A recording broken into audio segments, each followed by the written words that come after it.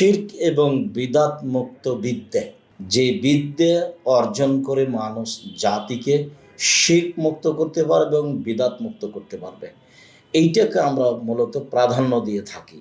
এমন বিদ্যা অর্জন করবে যে বিদ্যার ভিত্তি হবে শিরক এবং বিদাতকে উঠিয়ে দিয়ে জাতিকে শিরক বিদাত মুক্ত করা। এবং দ্বিতীয় যেটা আমি গুরুত্বপূর্ণ মনে করি সেটা হলো আকীদা ও আদর্শ। রাসূল সাল্লাল্লাহু আলাইহি সাল্লাম আসার পূর্বে জাহেলিয়াত ছিল, তখন মানুষের একটা আকীদা, ধারণা, বিশ্বাস ছিল। সেটাকেই রাসূল সাল্লাল্লাহু আলাইহি সাল্লাম উল্টে দিয়ে নতুনভাবে ধরেছেন। তখন যিনি বললেন ধরে জাতির সামনে, তখন তিনি জাতির সামনে যা বললেন তা হলো এই যে লা ইলাহা ইল্লাল্লাহ, আল্লাহ ছাড়া কোনো মাবুদ নেই।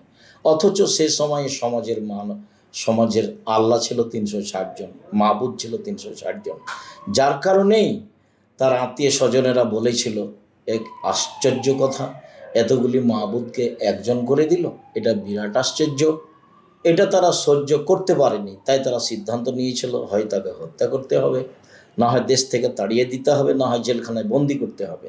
এতে আমরা বুঝছি যে ঠিক বিদ্যা যেমন ছড়াতে হবে, তেমনি আকীদা আদর্শকে সুন্দরভাবে গড়ে তুলতে হবে। এটা আমরা দ্বিতীয় স্তরে প্রাধান্য দিয়ে থাকি।